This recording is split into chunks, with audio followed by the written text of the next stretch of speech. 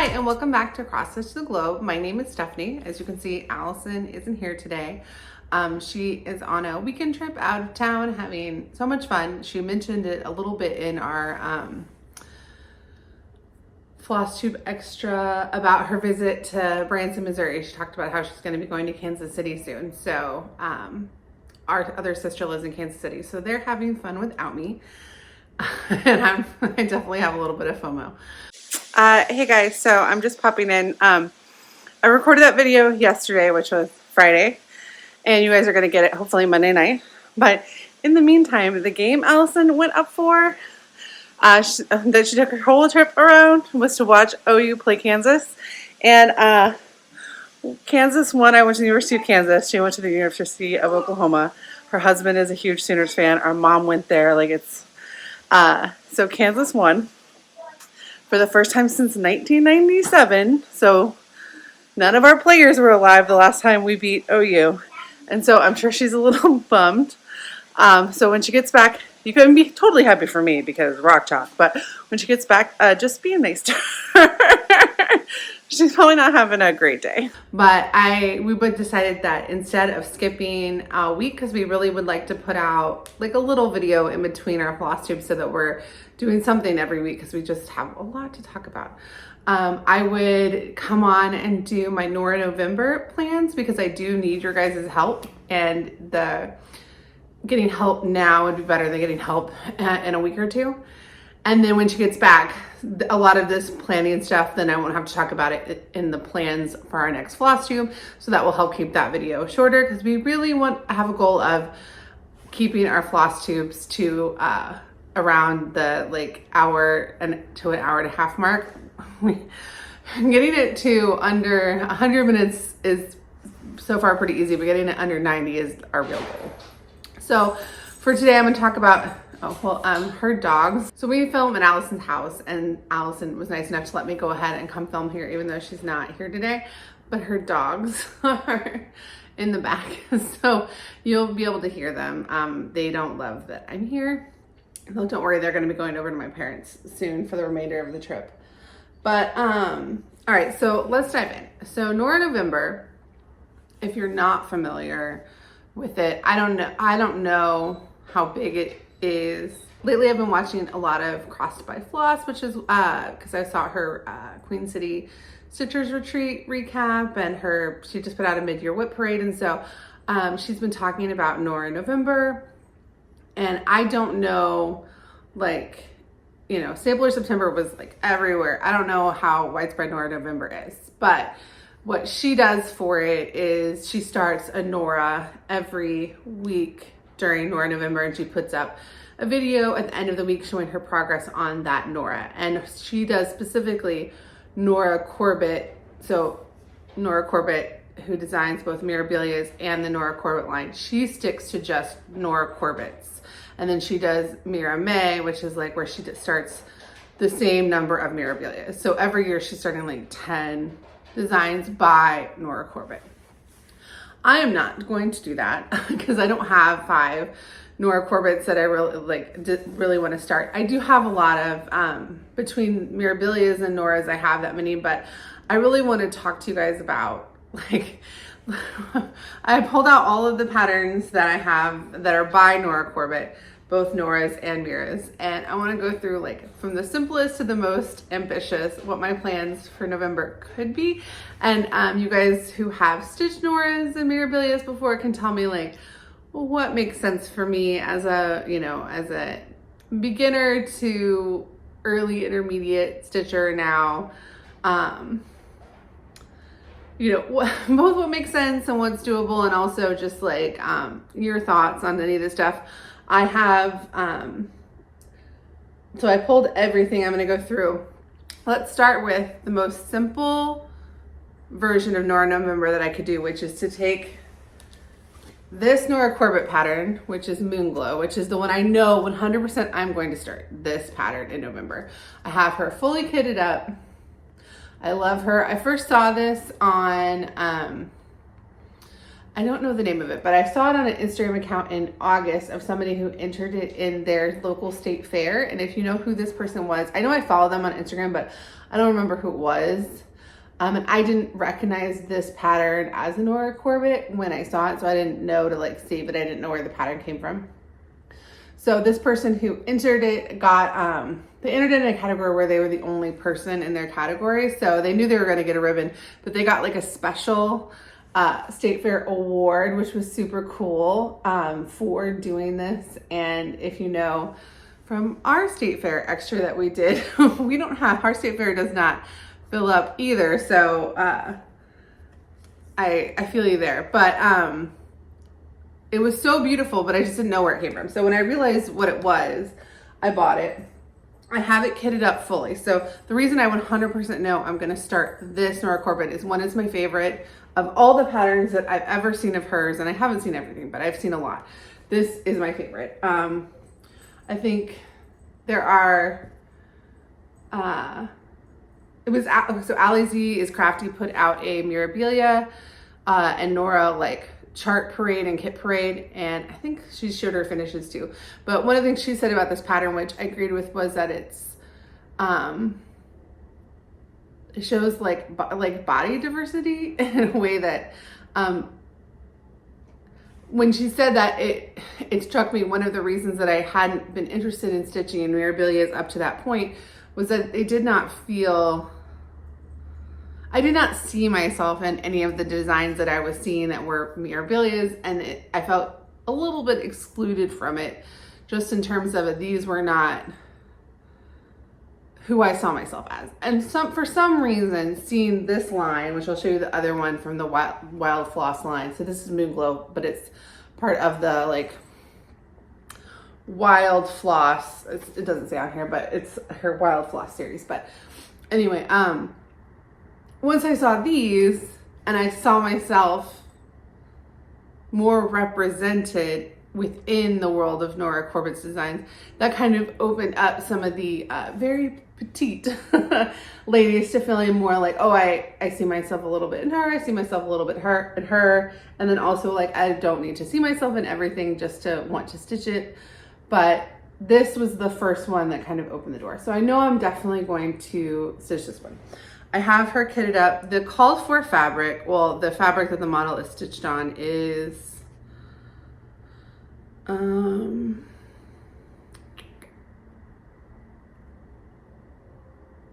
think it's called Mediterranean.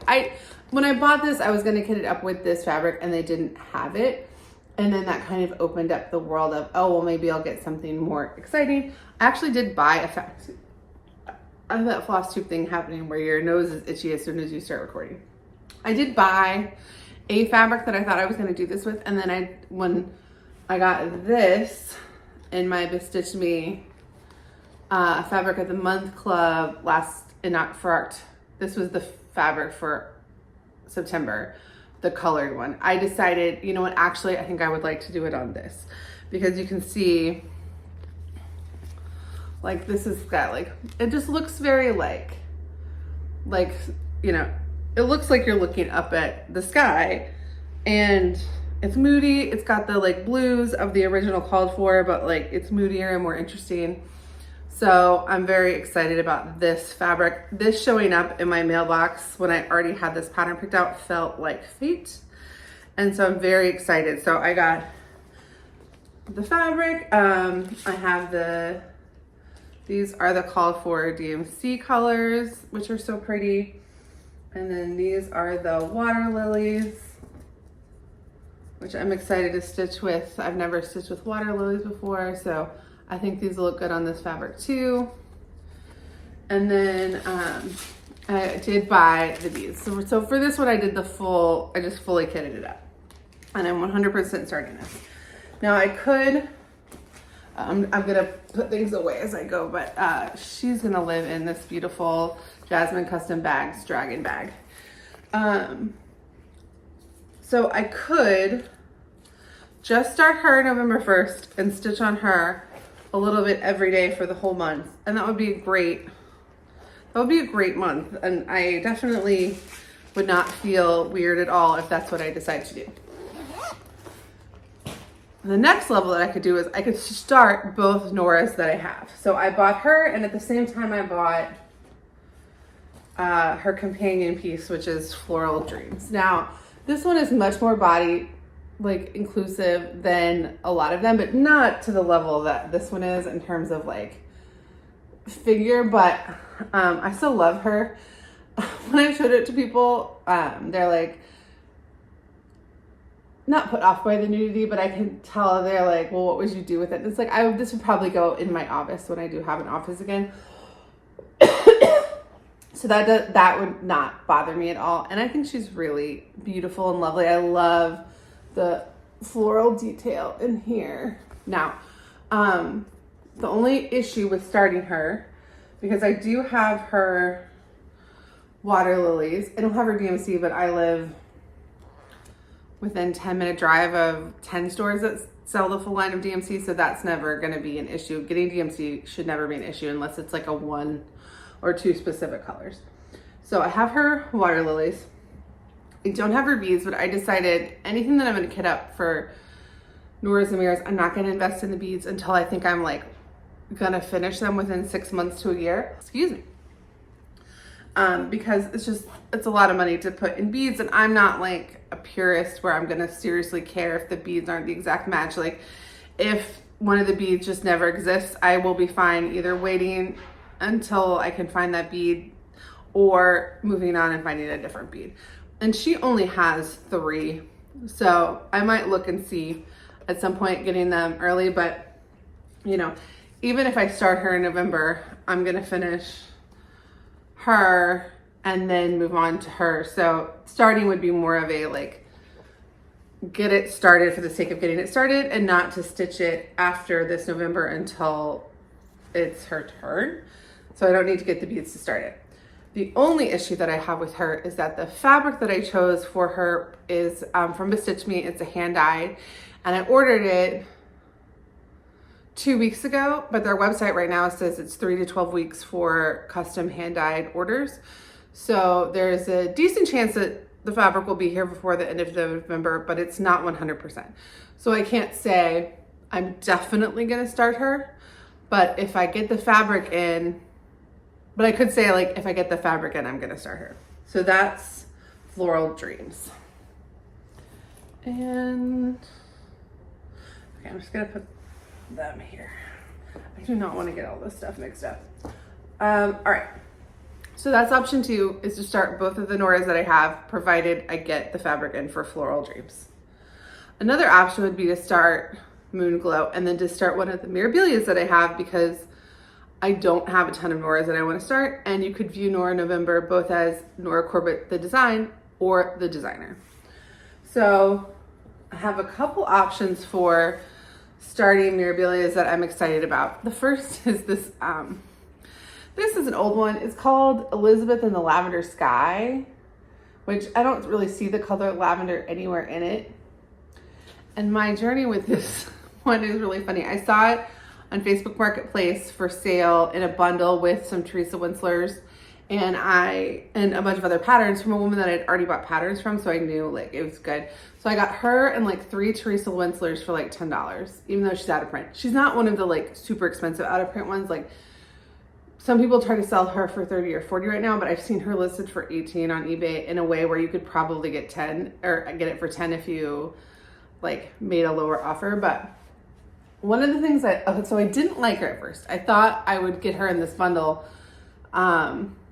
because I was buying the whole bundle was $10. So there was this other pattern in it that is the one I really wanted. And I was like, well, I'll get the bundle and I'll either resell the rest of them or I'll use them for giveaways for the channel. But I didn't really think I was going to stitch her. But she might be the first thing I stitched from that I bought that day, because I actually really like her. Now, these embellishment things around her, if you remember the 90s, and I'm pretty sure, I mean, there are cross stitchers who don't remember the 90s, which is wild to me, but if you know, I was born in the 80s, so I remember the 90s, and this feels so 90s to me. The color palette feels 90s, but then this reminds me of like the Italian and the detail that you would see in like kitchens and homes that were built in, and like it screams 90s to me. And at first I didn't like that, but the more I think about it, the more I'm like, well, the 90s are kind of back in, and maybe I need to reframe how I view the 90s as, instead of like, I don't know, there's something about its 90s-esque-ness that I am loving that I used to hate, in a way that, and other millennials will understand this, when people make fun of our skinny jeans and our side parts, and people are like, oh, I'll never give them up. I was like, I'll never give them up. And then last summer, I bought white tennis shoes. I moved my part to the middle, got bangs again, which I hadn't had since the 90s, and also got some non-skinny jeans. So I am slowly, not on trend, but slowly giving up some of the things that I hated about the 90s and returning to some 90s things. So I feel like stitching her would be kind of fun in that way. Also, she's full coverage and she only needs DMC. So she's like a very easy one to do on the fly. Like I could literally kit her up today, mostly from Stash, and then just get the missing DMCs. Now she does have a lot of DMC. I don't even know how many that is, but she has no beads, no Krynic, and I might even add, like you could even add some in, because I think this is just such an old one. This is Mirabilia number 10. I think it's just such an old one. She wasn't really doing as much with that stuff back then. It came out in 1995. Now, this says it's stitched on a 32 count cream linen, 2/2, but it is full coverage within that square. So you wouldn't need to do that. You could stitch it on 16 or 14 count ANA and you would not be able to tell the difference. So this would be a great one for like when I want to rest my eyes and like I could take this to my parents. Like this would just be a really easy one to do. So I could start her. So the option for that would be I could just start Moonglow and I could start her and be done with it, or I could start her and then I could start getting real crazy. So the next option, if I wanted to do a Nora and 2 Mirabilias, would be to start her, but then to start a more traditional Mirabilia 2, which I showed you guys this on our last extra. Allison picked this up for me at Cecilia Samplers. And I did go ahead and buy the water lilies and the Krynic for it. I didn't get the beads, but I did get the water lilies and the Krynic. And I bought a fabric for her from Bestitch Me, but it was a ready to ship. So I should be able to start her within 2 weeks, because that order hasn't shipped yet, but I can't imagine that I won't have it by the middle of November when everything in it was, I ordered 2 ready to ship fabrics and like 3 silks. So everything in that order should be here. And I really like her, and she's the first of the things I'm showing you that is like a traditional Mirabilia that you think of when you think of Mirabilia. And I don't have the beads, but the butterfly charm that goes on it is in the pattern, which is why it's thicker.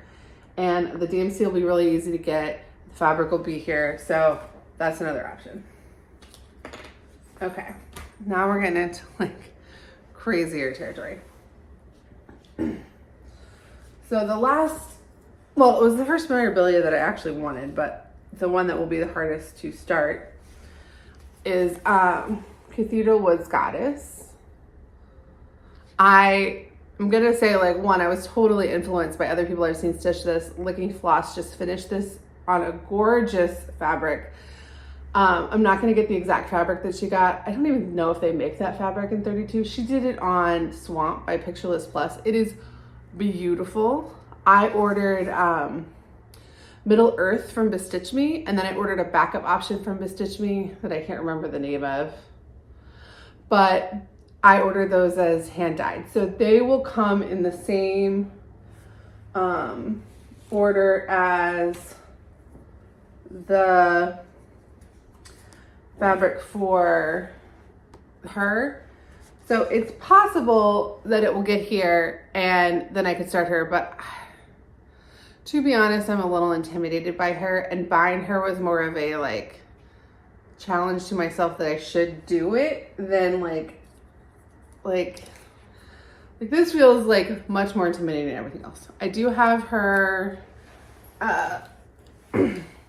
so those are her water lilies. She comes with 5 Krynics, but what's crazy about this is 3 of these Krynics are the same. So that is it's not like you're doing a little bit of each one. Like if the called for is 3 of the same color of Krynic, that's a lot of Krynic. I've not stitched with this before. I have stitched a tiny bit with Diamante from DMC, which I didn't hate, but I did not love. So yeah, so she's the one where when her fabric gets here, I still might just paw it and look at it for a little while and not start it, which is why it might be good to force myself just to be like, if it gets here, I start it. So I don't know. Now there's one last option of the patterns that I have here, and that is Christmas Elegance. And I had no idea I was gonna fall in love with her. I'm obsessed with her. I don't know if it's just that I happened to see it right as I started to want to stitch Christmas, but I'm obsessed with her. Like, she's full coverage down here, then she's got beads up here. She's gorgeous. She doesn't take any specialty floss. It's all DMC and Mill Hill beads.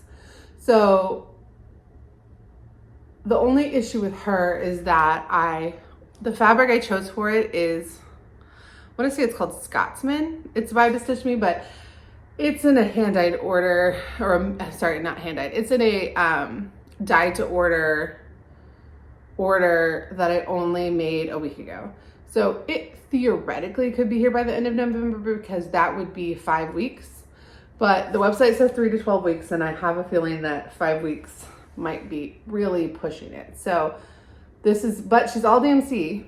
So if she gets here, if the fabric gets here, I could be starting her the next day because it's all DMC I can get, and a lot of it I already have. And then also, she's full coverage down here. For some reason, even though this girl is full coverage in the middle, the fact that she's like full coverage halfway down feels much less intimidating than this. I don't know why. So that's kind of like if her fabric got here, but it would be like so lovely to be stitching her during Christmas too, because I would just keep stitching her. So that's an option. So then things get really crazy because I have 2 more that I have purchased that are patterns the patterns aren't even here yet, but they're both earlier ones. So they don't need, I don't think either of them have anything about DMC and Mill Hill beads on their list. So the first one is, and actually I've purchased more, but, so the first one is Sleeping Beauty. I don't think I'm gonna start her anytime soon. I just saw her on eBay and I offered like a really low offer and they accepted it. And so I was like, I offered less than half maybe of what they were asking for and the person accepted it. So I was just like happy to have it because out of print. I think I will want to stitch it eventually, but I'm not gonna stitch it anytime soon. But that pattern is on the way. There's another pattern that I bought 2 days ago that you guys might have heard about. So Fairy Flora just went out of print this week.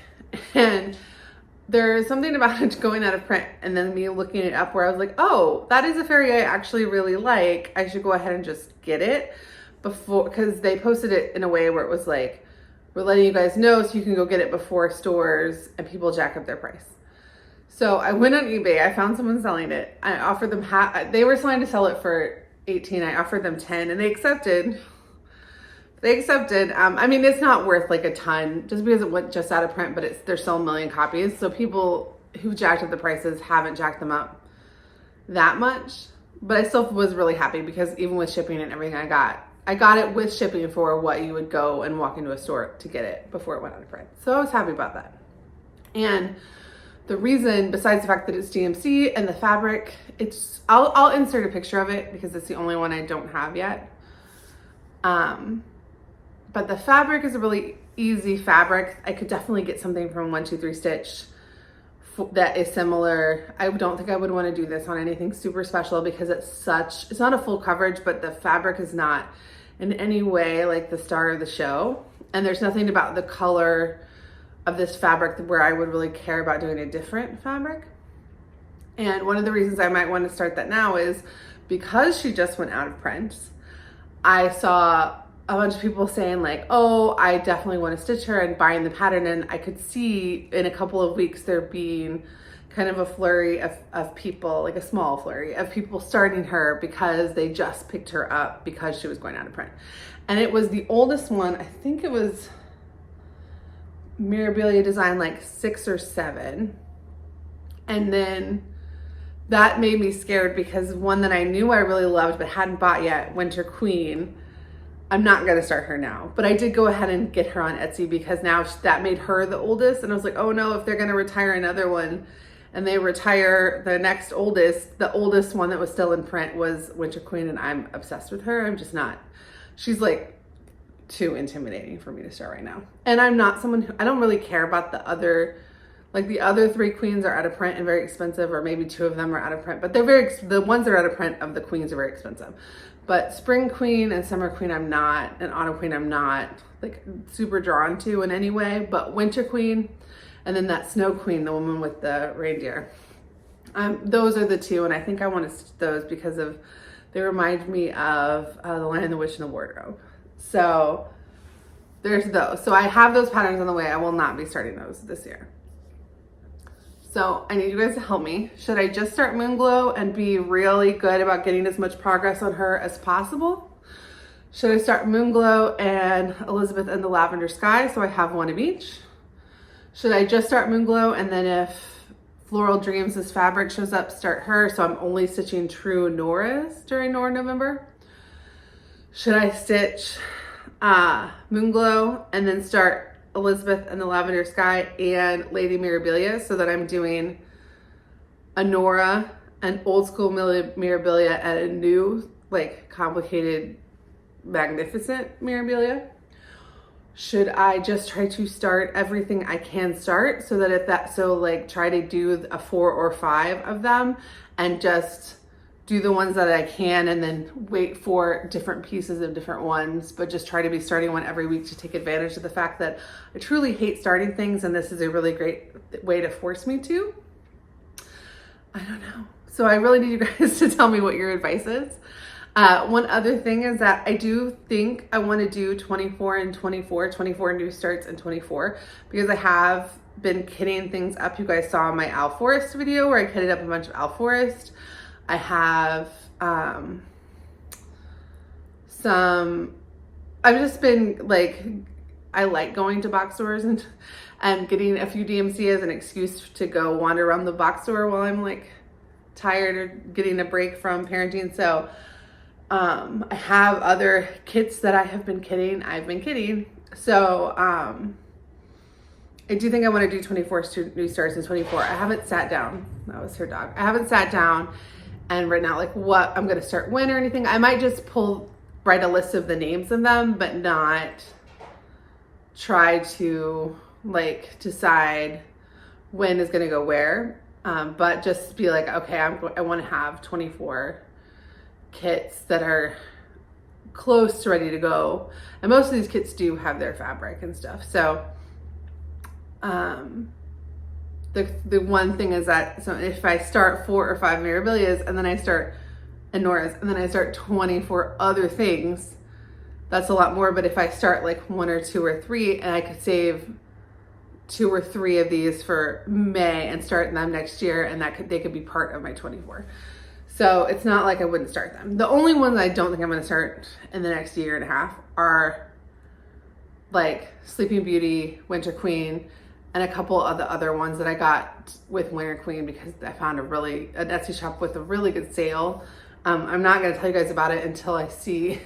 Well, I'll list it. I don't remember the name of it, but everything was 30. The Mirabilias were all 30% off, and so between that and shipping, they were like ended up being like $11 each with free shipping, which is pretty good because most of them are like $15 retail or a little bit more. So maybe 13 to 15 retail. But yeah, so I bought a few others, but I'm just like, watching one go out of print kind of made me realize I should get the ones I like. I don't like all of them, and I don't like most of them in terms of, well, that's not true. I really think most of them are beautiful. The ones that I want to stitch, I don't want to stitch most of them, or, you know, so it's not going to be a situation where I need to get more than like 20, but I do think I'm going to slowly buy the ones I like, because I'd be really upset if something went out of print. And I'm going to keep offering like low bids on ones I really like that are out of print, and hoping somebody just accepts, because you never know what kind of cash someone needs that day to get the ones that are out of print that I do like. And then another thing that complicates it, besides the fact that I want to do 24 and 24, is that one of my definite January starts is a Mirabilia that I'm going to start as part of Allison's birthday sale that we're going to talk about in a future. We'll probably talk about it sometime in the middle of November, so you guys have a chance to get something up if you do want to join us, and we hope as many of you who want to do, because that would be really lovely. But I am going to start Mirabilia in January, so, you know, how many do I want on the go? Like, you know, so anyway, so tell me your thoughts about, do I go really straightforward and simple? Do I go super crazy and complicated? Like, do I go in the middle? Do I just do strict Nora Corbett's? I have no other just Nora Corbett's that I'm planning on buying, so that would mean just these two if the fabric for the second one comes. So I would love your thoughts. If you're doing Nora November, I would love to know, especially if you have a Flosstube or an Instagram and you're doing Nora November, drop it in the comments so I can come find you, because hashtags are so broken, I'm not going to necessarily be able to find you. And then if you've stitched any Noras that you love, that you think I should check out, it's a lot easier to find all the Mirabilias because there is a comprehensive website, but figuring out what all the Nora Corbett designs are is a lot harder. So if there's one you stitched that you really love, let me know what it is so I can go look it up. And we will be back next week with a regular Flosstube, and thank you guys so much. All right, bye.